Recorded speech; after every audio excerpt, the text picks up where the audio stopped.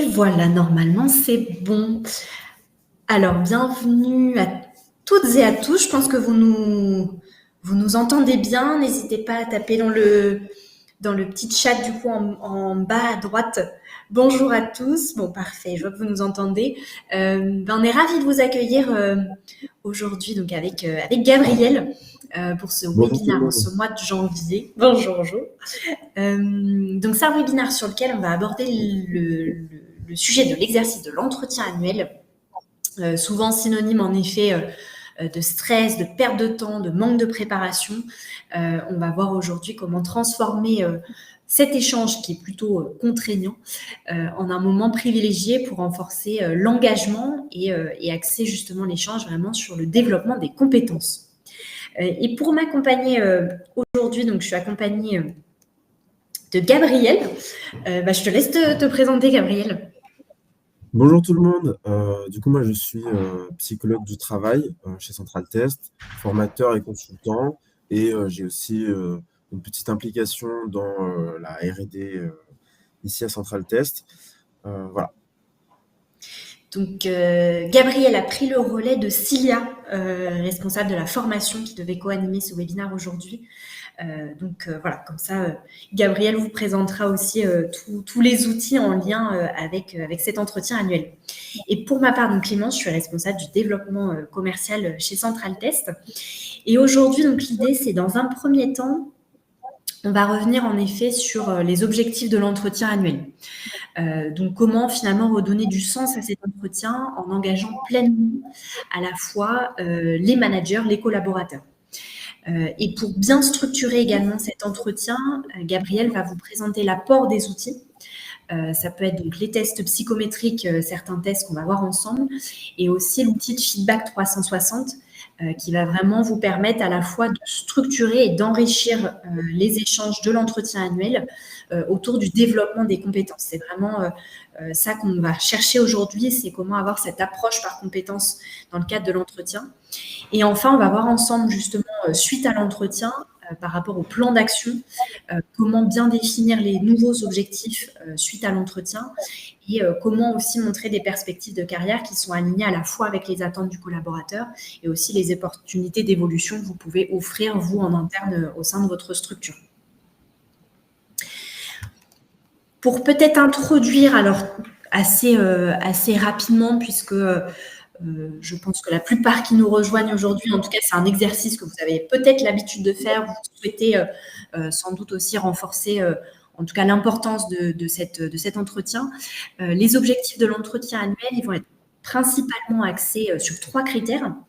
On va retrouver dans un premier temps l'évaluation de l'évolution des performances et bien sûr le bilan de l'année écoulée. Comment, en lien avec les performances, comment l'année en effet s'est passée. On va avoir aussi l'évaluation des compétences, donc que ce soit les hard skills, mais aussi les soft skills. Et enfin, le développement des compétences pour en faire vraiment un levier d'engagement, de réengagement, amener aussi des possibilités de mobilité professionnelle, des promotions, des évolutions de poste en interne et des besoins de formation, bien évidemment. On voulait revenir en effet sur quelques chiffres clés. Le premier, c'est 40% des salariés français ne bénéficient pas d'un entretien annuel en entreprise. Donc, c'est un rituel en effet managérial qui n'est pas obligatoire, il n'est pas inscrit dans le code du travail, contrairement à l'entretien pro qui, lui, doit avoir lieu en effet tous les 2 ans. Et les points clés que soulève justement cette étude, c'est une forte disparité entre les secteurs et les tailles d'entreprise. On va avoir une disparité entre secteur public et secteur privé. Alors, je vais juste enlever mon casque parce que j'ai l'impression qu'il y a un petit écho. Et je pense que vous m'entendrez mieux comme ça. Est-ce que, Gabriel, on m'entend bien comme ça? C'est parfait. C'est tout bon? Ok, bon, on va le faire comme ça.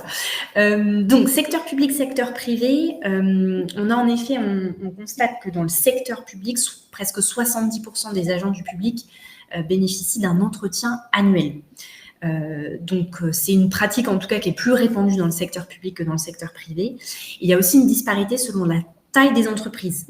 En effet, dans les grandes entreprises de plus de 500 salariés, il y a presque 80% des salariés qui en profitent. Et si on prend des plus petites structures de moins de 20 employés, là, on aura seulement 35% des salariés qui vont avoir accès à ce type d'entretien. Donc, vous voyez, il y a vraiment des disparités à la fois en termes de taille d'entreprise et aussi par rapport à une différence, en tout cas, entre le secteur public et le secteur privé. Cette étude, notamment de l'IFOP, donc qui remonte à juin 2023, elle souligne aussi un manque de reconnaissance de l'importance de ce moment d'échange qu'est l'entretien annuel, malgré un impact qui est quand même assez positif finalement sur l'engagement et la performance des salariés. Ensuite, le deuxième statistique qui va être intéressant montre en effet que l'entretien annuel est perçu comme un exercice qui est assez contrasté. On a donc environ 58%, donc on va dire voilà, presque les 2/3 des salariés qui apprécient l'entretien annuel d'évaluation, tandis que 41%, eux, vont le redouter, dont même la moitié de ces collaborateurs qui redoutent cet échange, c'est un moment qui, pour eux, est le plus stressant de l'année. Donc, pourquoi cette appréhension du côté du collaborateur? Il y a souvent l'entretien annuel va souvent être perçu comme un examen.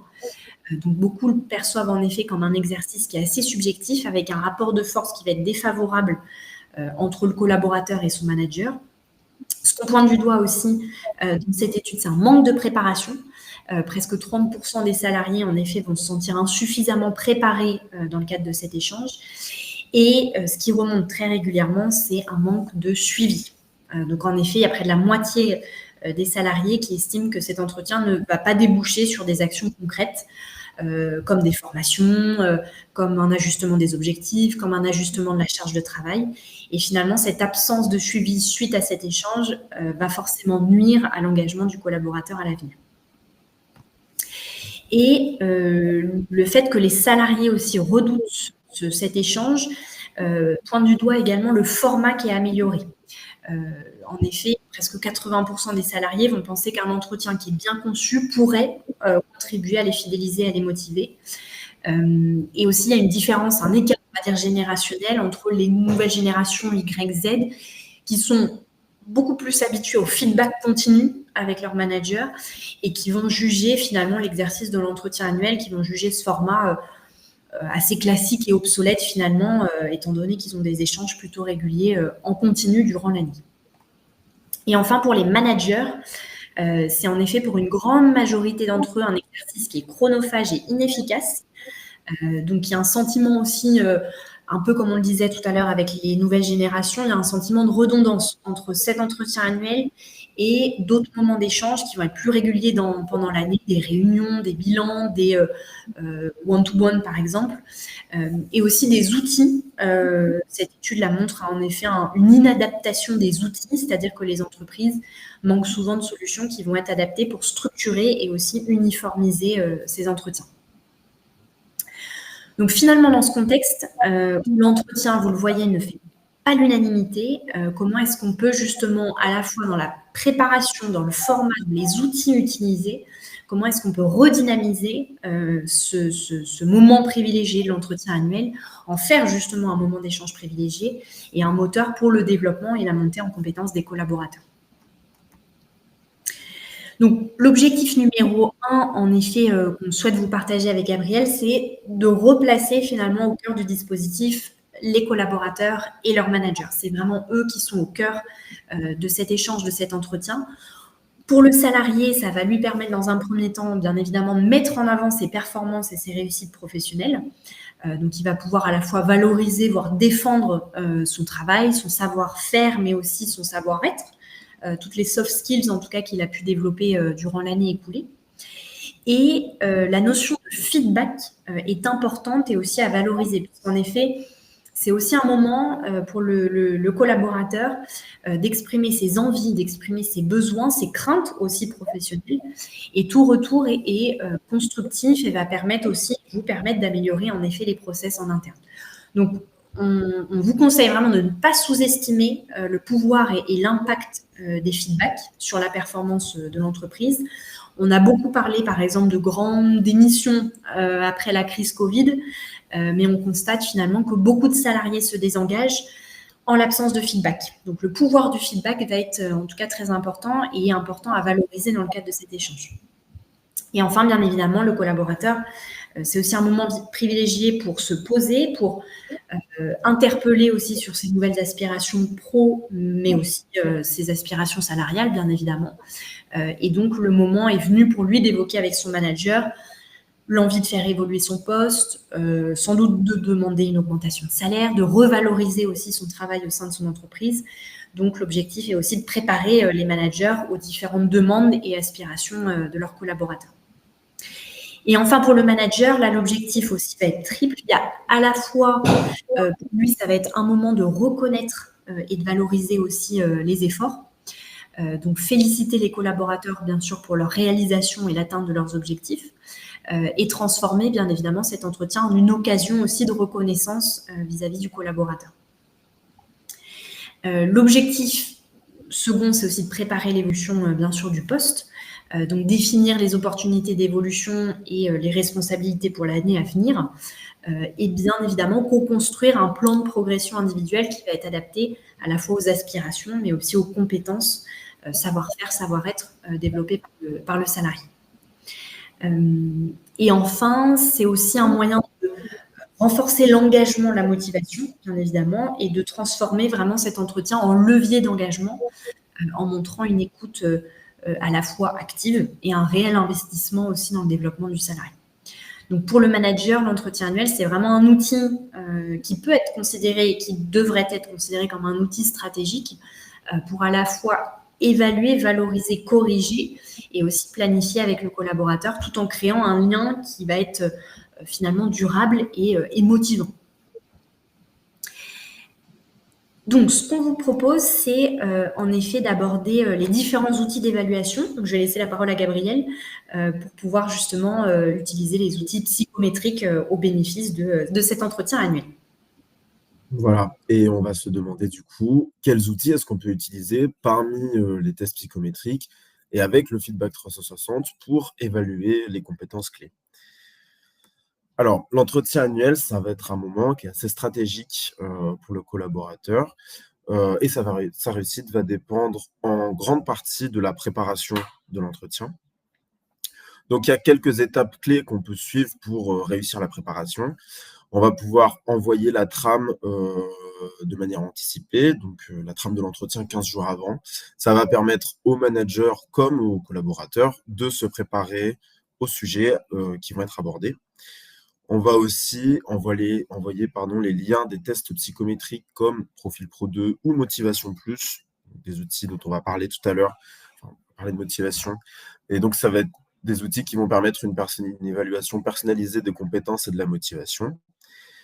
On va aussi pouvoir envoyer les liens du questionnaire 360 feedback aux évaluateurs en amont, donc de manière un peu anticipée. Ça va garantir une analyse qui va être plus équilibrée et plus objective des performances. Donc une préparation bien menée, ça va entraîner un entretien qui va être riche, constructif et engageant pour toutes les parties de l'entretien. C'est ce qu'on attend. Donc, on peut structurer l'entretien annuel en 3 grandes étapes.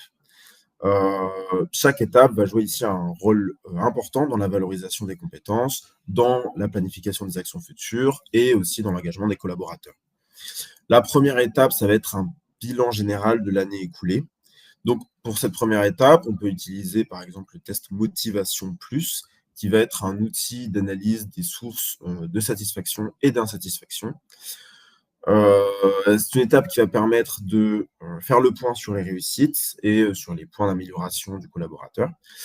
Ça va permettre aussi d'identifier les facteurs de motivation du collaborateur pour mieux comprendre, par exemple, ses attentes ou ses besoins.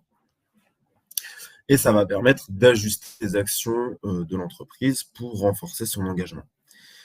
L'objectif étant ici, du coup, de dresser une vision plutôt claire et plutôt objective de l'année écoulée, en mettant en lumière les leviers d'épanouissement et les attentes du collaborateur. En deuxième étape, on a l'évaluation des objectifs et des compétences. Donc, cette étape, elle va s'appuyer beaucoup sur l'outil 360 Feedback, qui est un outil collaboratif qui va évaluer jusqu'à 60 compétences clés de manière objective. à travers des recueils de retours de plusieurs sources. Donc ça peut être les managers, les collègues, les pairs, les subordonnés, etc. L'idée étant d'avoir une vision complète des performances du collaborateur. On va aussi chercher à identifier les compétences à renforcer ou à développer avec l'outil 360 Feedback. Et donc, c'est une analyse qui va être plutôt approfondie et qui va faire en sorte que chaque collaborateur puisse comprendre de manière très claire à la fois ses forces et à la fois les domaines où il peut progresser. Et enfin, du coup, la troisième étape, c'est une projection sur l'année à venir. Alors ici, on peut utiliser la Talent Map. Ça va permettre de définir les objectifs de l'année à venir en alignant à la fois les ambitions personnelles du collaborateur et les besoins stratégiques de l'entreprise. On va pouvoir aussi identifier des opportunités d'évolution de carrière grâce à un référentiel de plus de 150 métiers. Donc, si on parle ici un peu de mobilité interne. Donc, tout cela va permettre de planifier des actions concrètes pour améliorer les compétences, renforcer la satisfaction du collaborateur et préparer les prochaines étapes du parcours professionnel. Et c'est vraiment cette dernière étape qui va transformer l'entretien en un levier de développement personnel et organisationnel pour toutes les parties. Alors, motivation, donc le test Motivation Plus est hyper intéressant pour les entretiens annuels. En fait, il va mesurer 2 dimensions qui sont fondamentales pour l'épanouissement au travail. D'abord, on a les facteurs moteurs, les facteurs de motivation. Donc ça va permettre d'identifier les éléments qui vont motiver et apporter du sens au travail, chez le collaborateur, ce qui va être, source d'engagement finalement. Et en deuxième facteur, on a les facteurs d'insatisfaction. Donc une mauvaise gestion des facteurs d'insatisfaction peut engendrer frustration, des mécontentements et en fait, les identifier, ça va permettre de potentiellement les atténuer et du coup de renforcer le bien-être du collaborateur. Grâce à un test comme motivation, l'échange va être ciblé du coup sur les sources de motivation du collaborateur et sur les solutions qu'on va pouvoir adapter par rapport à, ces sources de motivation. Motivation Plus, va permettre de personnaliser finalement et de rendre, l'entretien annuel plus pertinent et plus engageant pour les collaborateurs. Le but étant du coup de maximiser l'efficacité de l'échange entre le manager et le collaborateur. Il va fournir du coup des données assez précises sur les besoins spécifiques du collaborateur, tant sur le plan personnel que sur le plan professionnel. C'est des informations qui vont permettre du coup d'orienter l'entretien vers ce qui va être important pour le collaborateur, au lieu de rester dans quelque chose de très généraliste. Et ça va donner une direction plutôt claire et rendre un entretien riche à la fois en contenu et à la fois en impact. Donc du coup, le but ici est d'orienter la discussion sur les facteurs clés de motivation, les sources de satisfaction, mais aussi les facteurs d'insatisfaction qui influencent aussi directement l'engagement du collaborateur. Les facteurs moteurs, eux, mettent en lumière ce qui motive le collaborateur, comme les opportunités de développement, les missions valorisantes ou un environnement collaboratif, par exemple. Et les facteurs d'insatisfaction vont révéler les éléments à améliorer, comme un manque de reconnaissance, par exemple. Et c'est des informations qui vont permettre au manager, du coup, d'apporter des réponses qui vont être adaptées, qui vont être plutôt très concrètes et qui vont permettre de limiter les frustrations et de renforcer les sources de motivation. Voilà, donc apporter des solutions adaptées aux collaborateurs, ça va permettre, un bien-être, un épanouissement pour celui-ci, et mesurer les niveaux de satisfaction va aider aussi à construire un plan d'action précis. Par exemple, si un collaborateur exprime, une forte insatisfaction, liée à un manque d'autonomie, il y a des actions spécifiques qui peuvent être définies pour répondre à cette problématique. Voilà, maintenant on va voir, du coup, 360 feedback. Donc l'évaluation 360, c'est une méthode d'évaluation, des performances qui consiste à recueillir des opinions et des évaluations de différentes sources, notamment chez, du coup, les collègues, les supérieurs hiérarchiques, les subordonnés et parfois les clients ou les fournisseurs. Donc le principal avantage de Feedback 360, ça va être sa capacité à offrir, une évaluation qui est plutôt globale, des opinions, et des évaluations. Contrairement aux méthodes, classiques qui du coup vont plutôt, elle, se baser potentiellement uniquement sur l'avis du manager. L'outil, lui, 360, va intégrer le point de vue des collègues. Donc, ça va apporter une perspective intéressante, notamment sur la collaboration au quotidien. On va avoir aussi le retour des subordonnés, donc qui va être particulièrement utile, par exemple, pour les managers qui essaient de comprendre l'impact qu'ils peuvent avoir sur leur équipe. Et on va avoir une auto-évaluation qui va permettre du coup aux collaborateurs de s'auto-analyser et ça va ensuite permettre de confronter sa perception vis-à-vis des retours extérieurs. Cette démarche, elle va garantir une évaluation qui va être riche et qui va être nuancée tout en réduisant les biais potentiels. Donc, à quoi sert l'évaluation 360 ?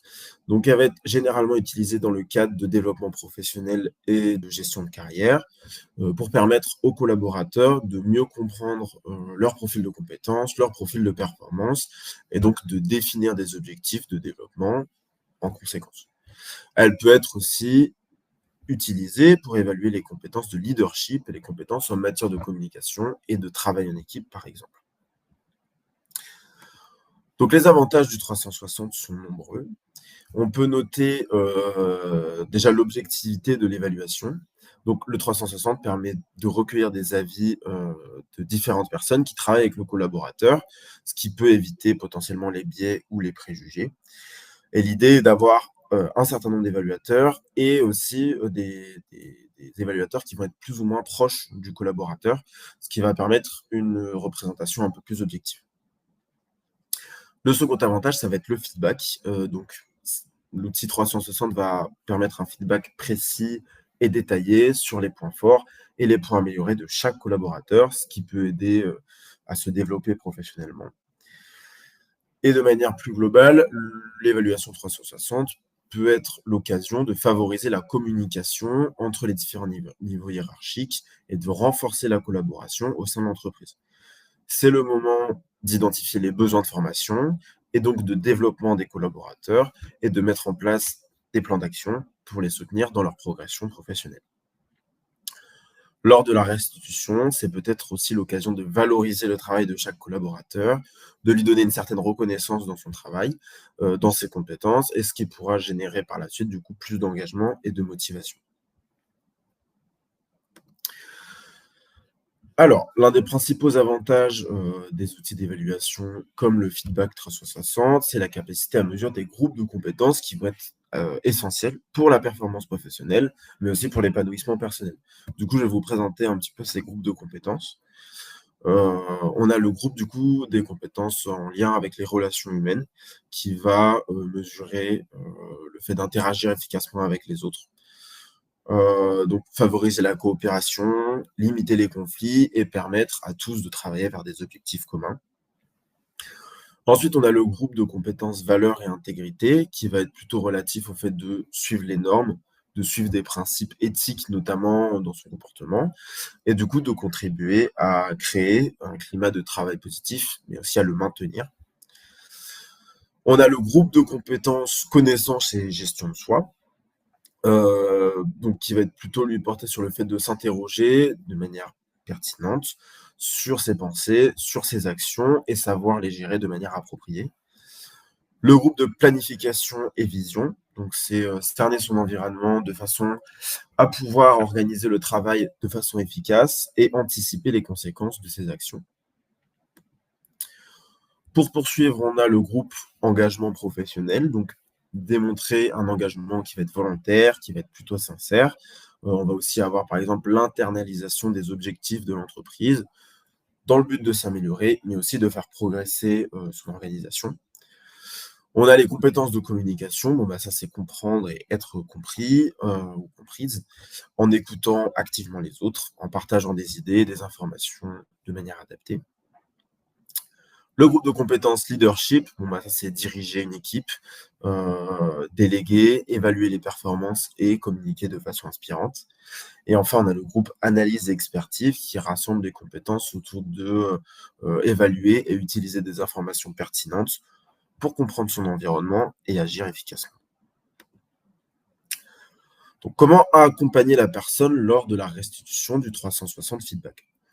On va partir des points forts du collaborateur, l'objectif étant évidemment de valoriser le profil, Donc ici, on a par exemple une évaluation d'un manager sans relation hiérarchique.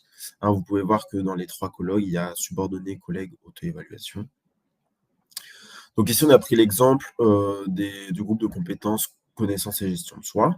Et par exemple, ici, on peut voir que le collaborateur est plutôt en phase avec ses évaluateurs à ce propos, étant donné qu'il n'y a que des notes autour de 4 ou 5.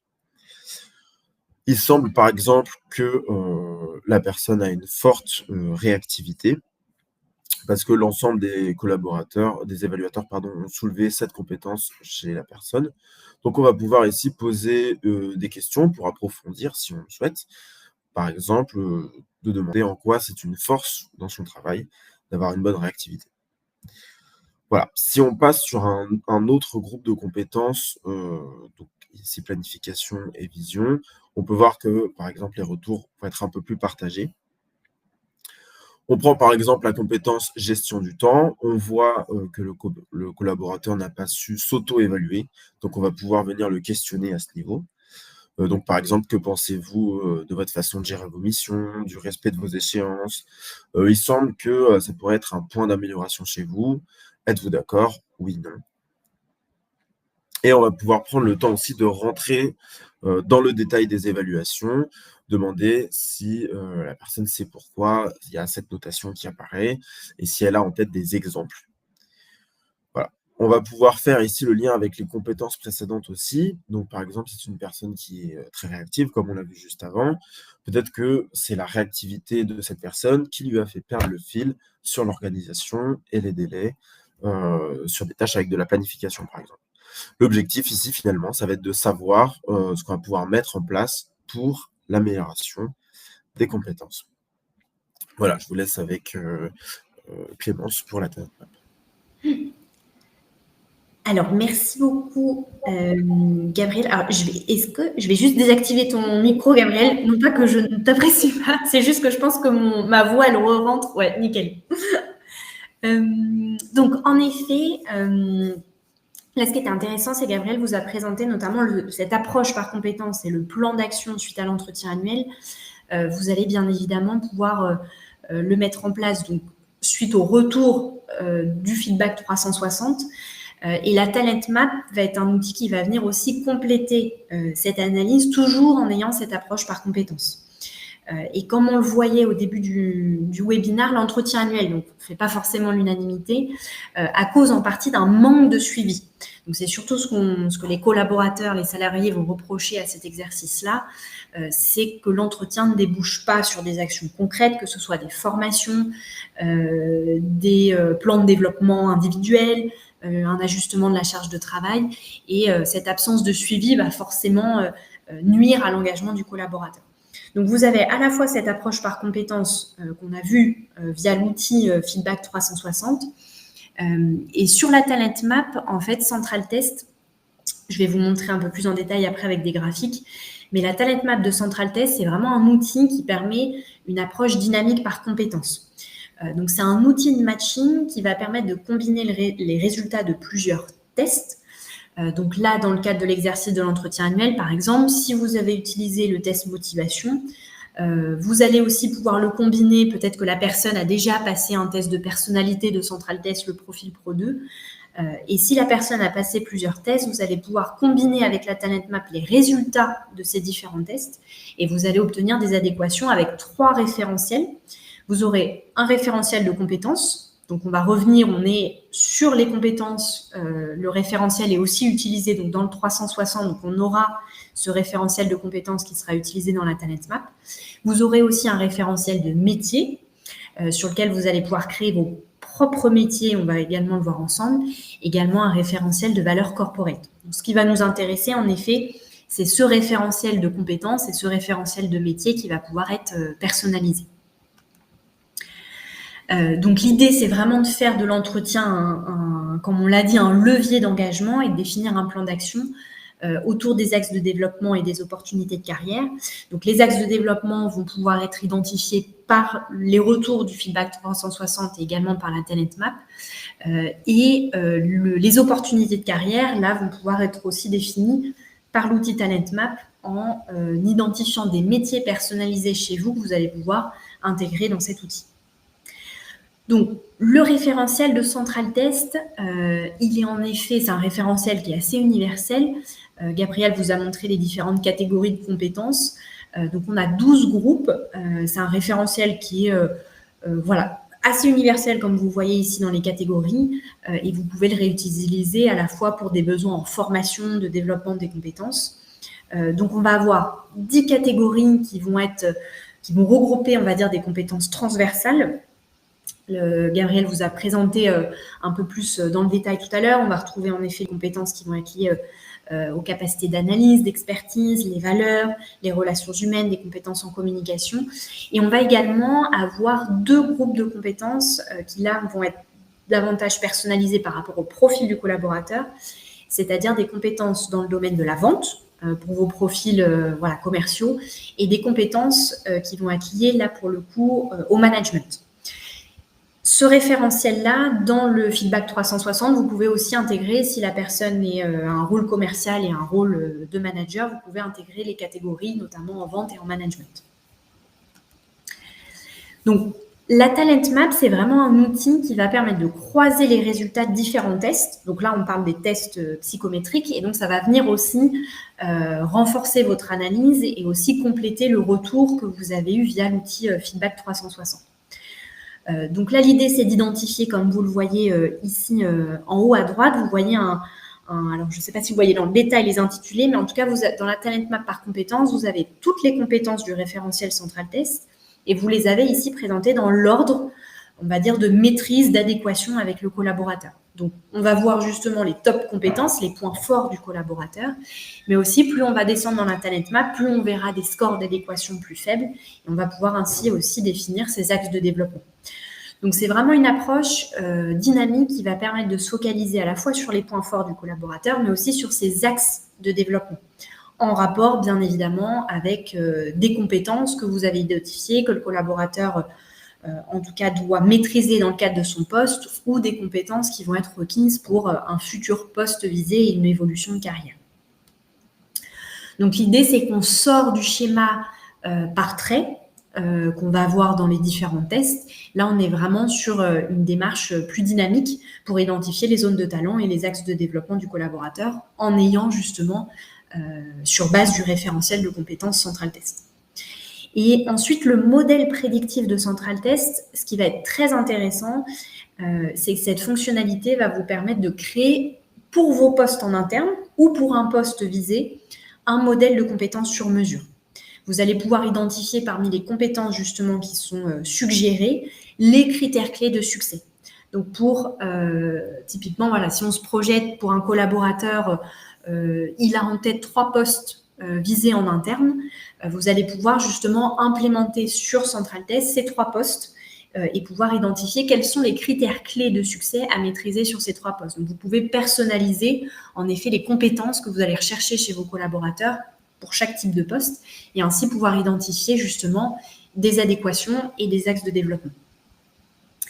Ici, par exemple, en bas à droite, vous avez l'exemple d'un collaborateur qui souhaite évoluer vers un poste de directeur administratif et financier. Donc, vous avez bien évidemment dans la Talent Map, si je reviens au slide précédent, vous avez un référentiel de plus de 150 métiers. Donc, vous avez bien évidemment la possibilité d'utiliser ce référentiel de métiers et également l'alternative de créer vos propres métiers en identifiant les compétences requises pour exercer vos métiers en interne au sein de vos organisations. Donc là, sur le poste de directeur administratif et financier, on voit un score de matching de 68% entre le profil, la Talent Map en tout cas du collaborateur et les critères clés de succès liés à ce poste-là. Donc, on va pouvoir identifier ici par des couleurs et notamment par ce graphe par compétences. Ici, on voit en un coup d'œil où se situe la personne sur les compétences requises sur ce poste-là. Si on prend par exemple la compétence leadership, elle est importante, voire même essentielle pour le poste de directeur administratif et financier et on voit qu'elle est matérialisée ici. Vous voyez, c'est la première compétence, elle est matérialisée par 5 étoiles. Donc là, les métiers sont déjà paramétrés sur la plateforme Central Test. Si vous souhaitez créer vos propres métiers, vous aurez l'exercice en tout cas à faire qui est d'identifier quelles sont les compétences essentielles avec 5 étoiles et quelles sont ensuite, vous avez de 1 à 5 étoiles, vous pouvez identifier quelles sont les compétences importantes, essentielles, quelles sont les compétences, voilà, les identifier en tout cas par ordre d'importance. Donc en vert, sur la zone en vert, vous allez retrouver ce qu'on peut appeler finalement la zone de talent. C'est-à-dire que le collaborateur va pouvoir exercer de façon très naturelle cette compétence. C'est effectivement en lien avec sa personnalité, ses motivations, ses capacités. Donc pour lui, ça va être un exercice assez facile de mobiliser cette compétence au quotidien. Vous avez en jaune ce qu'on va appeler la zone d'ancrage. Donc là, la personne a des prédispositions plutôt fortes, mais ça peut être en tout cas une compétence qui peut continuer à être travaillée et à se développer. Et enfin, en orange et en rouge, ce qui va être intéressant, c'est d'identifier justement les points qui semblent éloignés de la personne et donc identifier assez rapidement les points de développement. Ici, par exemple, on voit dans la zone en orange, on a une compétence qui est la gestion de crise. Donc, on peut l'identifier en tout cas comme une compétence sur laquelle le collaborateur est peut-être moins à l'aise et sur lesquelles on va pouvoir favoriser en tout cas la montée en compétences et le plan d'action à venir. Donc, dans le modèle prédictif, l'idée, c'est de vous permettre justement de paramétrer vos différents postes en fonction de leurs critères clés de succès. Vous allez, comme je vous l'ai dit, pouvoir hiérarchiser les compétences par importance et vous pourrez bien évidemment afficher dans la Talent Map vos métiers personnalisés. Donc, vous verrez à la fois les métiers Central Test et en haut de la Talent Map, si vous sélectionnez le référentiel de métiers, vous aurez vos propres métiers avec vos critères de succès. Donc, vous pourrez identifier ainsi, ce qui est intéressant, c'est que beaucoup de clients l'utilisent comme ça dans les mobilités internes. Vous pourrez notamment identifier les métiers qui vont être en adéquation avec le profil de leur collaborateur et certains métiers peut-être visés par le collaborateur sur lesquels on voit en tout cas une adéquation plus faible et le graphe par compétence va vous permettre justement de rentrer dans le détail des compétences requises pour le poste et d'identifier, comme on le voit ici par exemple, la gestion de crise comme étant un axe de développement.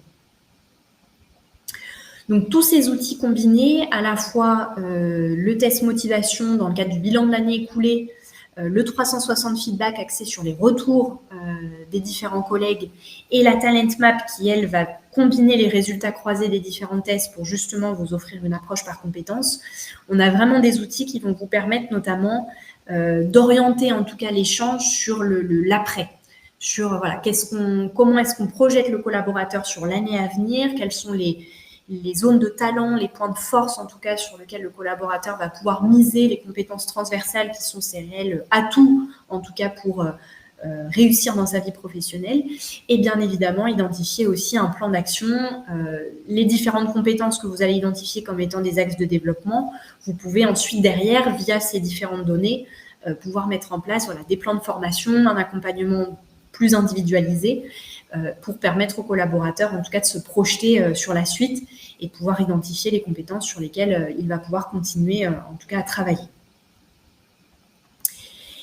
Et concernant Central Test, alors peut-être que certains parmi vous en tout cas ne sont pas encore clients chez nous et souhaitent en savoir plus sur nos outils. Donc on est spécialisé en effet depuis plus de 22 ans dans l'évaluation des talents et notamment des soft skills. Donc, on propose via une plateforme en ligne de multiples outils d'assessment, donc des tests psychométriques dont, par exemple, motivation que vous avez découvert aujourd'hui avec Gabriel. On a aussi une vingtaine d'autres outils. Donc, on va à la fois avoir des outils d'analyse de la personnalité, des capacités cognitives, des intérêts professionnels. Donc, on s'adapte vraiment à tout type d'enjeux RH, que ce soit du recrutement, de la mobilité interne, de la gestion de carrière, de la formation, de la développement des compétences. Et on a aussi des entretiens vidéo différés, un outil donc de 360 feedback qui vous a été présenté aujourd'hui. Et toute l'équipe de Gabriel donc, accompagne au quotidien nos clients via des formations à nos outils et aussi du consulting dans le cadre de projets RH plus spécifiques et personnalisés. Voilà, écoutez, on a été ravis de vous présenter ces différents outils. Ce que je vous propose, c'est qu'on regarde un petit peu dans le chat. Si vous souhaitez poser des questions sur des outils, revenir sur certains éléments, n'hésitez pas à mettre en commentaire pour qu'on puisse revenir dessus avec Gabriel. Donc, on va regarder. Alors, collègue veut dire... Alors, attendez, je vais remonter un petit peu. Donc, on va reprendre. Alors, pouvez-vous préciser comment cela fonctionne, à partir de combien de collaborateurs dans l'équipe l'évaluation 360 est-elle pertinente? Alors, on va se remettre là, ici. Alors, on avait un exemple, en effet, sur lequel on a au minimum, la Gabrielle, on a au minimum 2 retours, plus Ouais, l'auto-évaluation du collaborateur. Après, vous pouvez ouais, également, le nombre d'évaluateurs, en tout cas, vous pouvez l'adapter. Ici, on va avoir 3 collègues qui vont évaluer la personne. Donc, en effet, plus le nombre d'évaluateurs est important, plus les retours vont être intéressants et notamment, ça va pouvoir permettre de déceler en effet si une compétence se détache plus qu'une autre et si les retours sont assez unanimes par rapport à ces différentes compétences. Durant le 360 feedback, interrogez-vous tout le monde autour du salarié? Alors, Maxime, une question intéressante, en fait, c'est chaque client qui paramètre. En effet, on n'a pas forcément abordé avec Gabriel, mais il y a tout l'envers du décor sur la plateforme Central Test qui est le paramétrage de l'évaluation 360. Et c'est en effet à l'entreprise de sélectionner, c'est généralement, en tout cas, nos collègues des ressources humaines qui vont paramétrer l'outil, donc ils vont pouvoir identifier les évaluateurs. Donc, envoyer le lien du questionnaire au manager, envoyer le lien du questionnaire à un collègue, envoyer le lien du questionnaire à un subordonné, par exemple.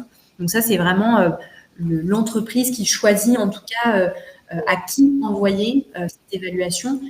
Bien évidemment, les collaborateurs donc, reçoivent par mail un lien vers le questionnaire et dans le mail, il est indiqué quelle est la personne, bien évidemment, qu'ils doivent évaluer. Et la personne qui est évaluée, elle reçoit donc en auto-évaluation également le lien du questionnaire pour pouvoir se positionner par rapport à ces différentes compétences. Donc, ça peut être bien évidemment vous nous disiez Maxime, le manager peut bien évidemment être sélectionné comme étant la personne soit à évaluer, donc la personne se fait en auto-évaluation. En fait, tout dépend de qui est à évaluer, quoi. Donc après, ça laisse vraiment la main à l'entreprise de pouvoir sélectionner les évaluateurs. Et le questionnaire aussi, les compétences évaluées vont juste venir s'adapter en fonction du profil. Si on a un profil commercial, on va rajouter le référentiel de compétences commerciales. Et si on a un profil manager, on va rajouter le référentiel de compétences en management. Avec bien évidemment les différentes compétences plus transverses qu'on avait vues ici, planification et vision, connaissance et gestion de soi par exemple.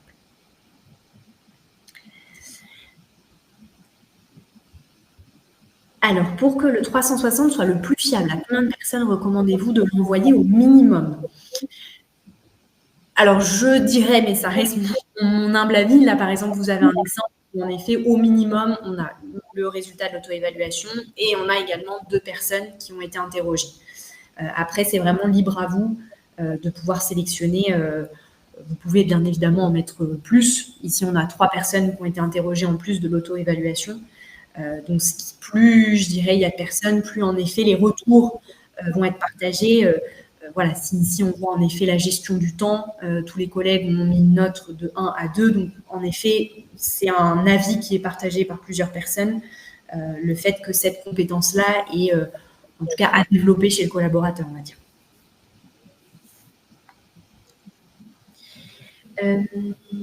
Alors, combien de questions, dans ce cas, sont posées aux autres personnes autour de la personne évaluée? En fait, Maxime, vous allez avoir le questionnaire. On va remettre dans le questionnaire les 60. Ici, on a un référentiel de plus de 60 compétences. Donc, c'est ces différentes compétences sur lesquelles elles vont être regroupées par catégorie.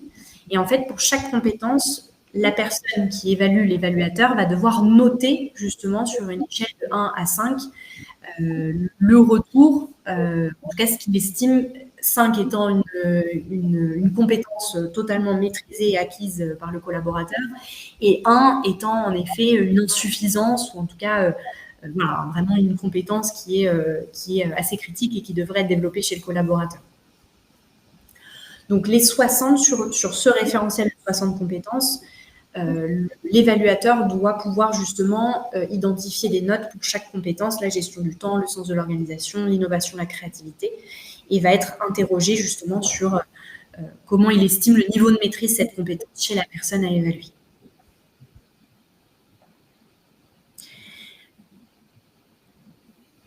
Alors, collègue veut dire même niveau hiérarchique Oui, collègue, on va être sur quelqu'un de l'équipe. Donc c'est vrai que c'est un travail en effet en amont, un travail préparatoire. Les entreprises qui utilisent le 360 mettent en place ce dispositif avec vraiment on va dire une éducation au 360. L'idée n'est pas voilà, de pointer du doigt des compétences ou en tout cas d'identifier là où le collaborateur, en tout cas, a des lacunes, mais vraiment d'avoir un avis objectif sur la performance du collaborateur et sur ses compétences. Y a-t-il des plans d'action prédictifs proposés? Alors, Nathalie, bonne question. Sur la partie prédictif, on va vraiment être, en fait, le modèle prédictif, c'est vraiment un outil qui va vous permettre d'identifier par poste. Donc là, par exemple, on a pris l'exemple du directeur administratif et financier. Vous allez identifier un modèle de compétences prédictives. Ça veut dire que si la personne est pile poil dans la zone verte sur toutes ces compétences qu'on a identifiées, à ce moment-là, elle va correspondre à 100% au poste et elle va avoir en effet des prédispositions très fortes pour exercer les différentes compétences du poste. Donc, le plan d'action prédictif, c'est très intéressant. En effet, là, l'idée, c'est de fournir à nos clients des données fiables et de pouvoir identifier ici, notamment, voilà, de se dire, là, on a identifié clairement la gestion de crise comme étant une compétence à développer et on va pouvoir, en tout cas, questionner le collaborateur et pouvoir peut-être l'amener dans le cadre d'un plan d'action, à développer cette compétence-là. Comment affecter un modèle prédictif à un collaborateur? Alors, Stéphanie, en fait, sur la plateforme Central Test, vous avez une fonctionnalité qui s'appelle modèle prédictif sur laquelle vous allez pouvoir justement créer vos propres postes, vos modèles prédictifs personnalisés. Et en fait, vous pourrez les afficher à la fois dans la talent map de la société. Donc là, quand vous irez voilà, sur l'onglet du collaborateur, vous pourrez voir dans sa talent map justement le modèle prédictif. Et vous avez aussi la possibilité de l'afficher sur la talent map du collaborateur. Le collaborateur peut aussi avoir la visibilité dans sa talent map sur des métiers personnalisés. Et vous avez également la possibilité de créer des campagnes de développement. Donc là, dans chaque campagne, vous allez pouvoir associer, si on prend par exemple une campagne, on se dit, voilà, on cherche quelqu'un en interne qui va évoluer vers le poste de directeur administratif et financier.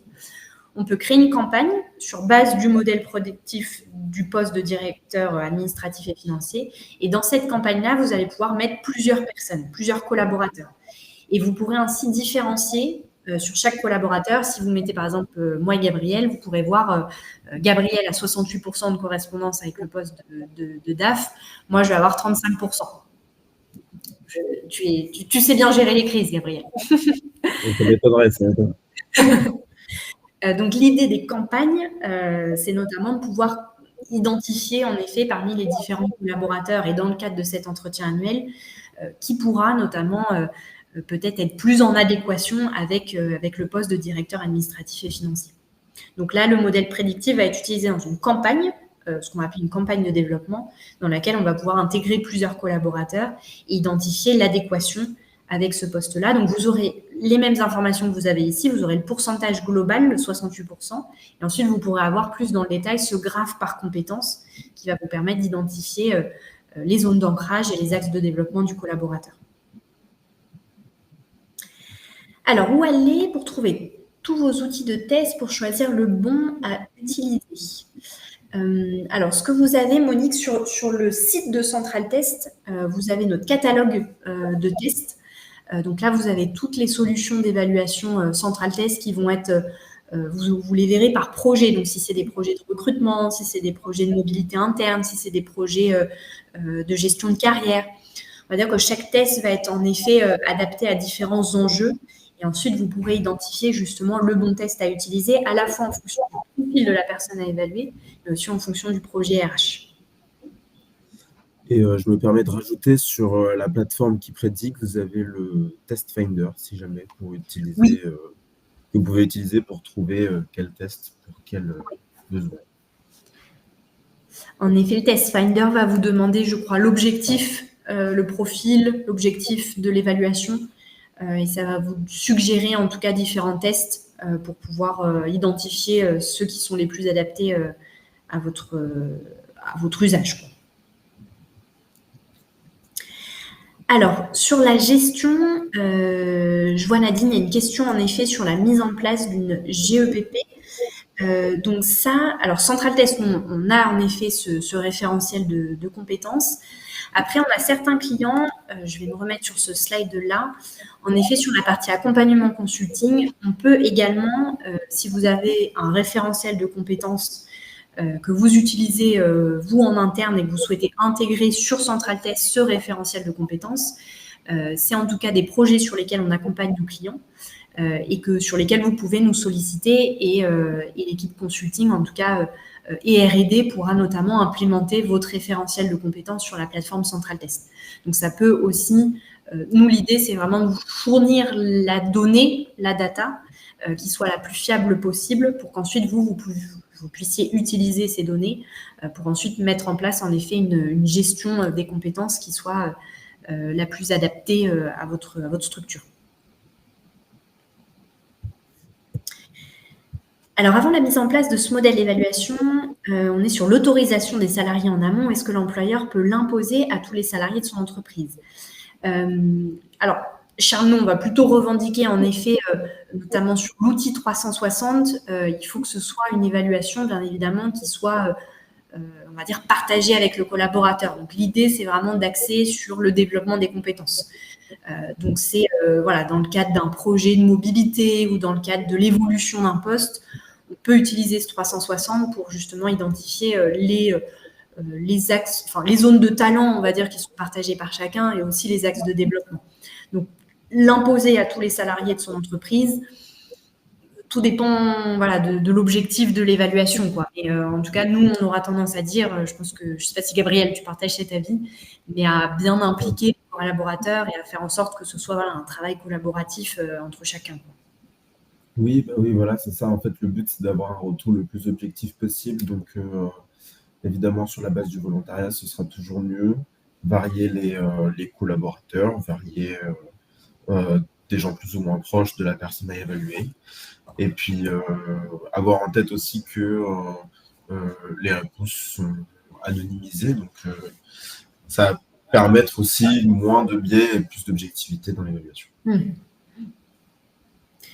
Alors, Marie, vous posiez la question à plusieurs reprises, je crois, sur la confidentialité des données sur la partie, sur l'outil 360. Donc ça, les données appartiennent à l'entreprise. Donc, c'est l'entreprise, en tout cas, qui, elle, est en charge de la confidentialité des données qui vont être réalisées dans le cadre de ce feedback 360. Donc, c'est l'entreprise, en tout cas, qui a la main sur cette partie confidentialité.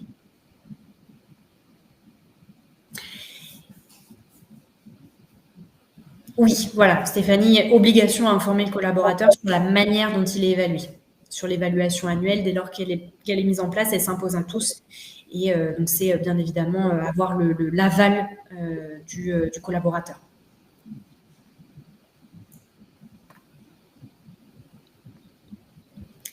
Et Marie, du coup, ah oui, votre question, c'était plus dans le cadre d'une prestation externe, c'est-à-dire si vous intervenez chez le client par rapport à la confidentialité des données. Ça, nous, on a beaucoup de clients qui vont être coachs, formateurs, qui interviennent en entreprise. Et en effet, ils ont besoin de ces données pour proposer, en tout cas, faire un audit ou proposer un plan d'action à l'entreprise. Donc là, les données sont partagées avec. Donc ça, c'est plutôt dans la collaboration entre l'entreprise et le consultant externe. Dans le contrat, on va dire, c'est là où en effet, il faut mettre un cadre sur cette confidentialité des données-là.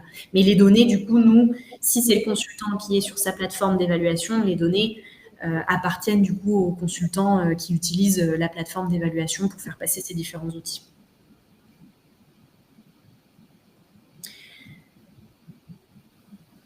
Voilà, bah écoutez, j'espère qu'on a pu répondre à vos différentes questions. Alors, vous allez recevoir donc le replay du webinaire et n'hésitez pas, voilà, si vous êtes déjà client Central Test et si vous avez des questions par rapport à l'utilisation de ces outils, n'hésitez pas à contacter soit la personne voilà, qui est en charge de votre suivi chez Central Test. Vous pouvez également contacter notre service client. Voilà, si vous souhaitez en tout cas aller moins dans l'utilisation, que ce soit le Motivation Plus, que ce soit l'outil de 360 ou alors la Talent Map, et aussi l'intégration, la création de modèles prédictifs sur base de vos métiers. Voilà, n'hésitez pas à nous ressolliciter si vous souhaitez un accompagnement plus poussé. Voilà, merci beaucoup Christine. Merci tout le monde. Merci à vous pour votre participation et vos questions. On vous souhaite une très bonne journée et on vous dit à bientôt. Très bonne fin de journée. Au revoir. Merci, au revoir.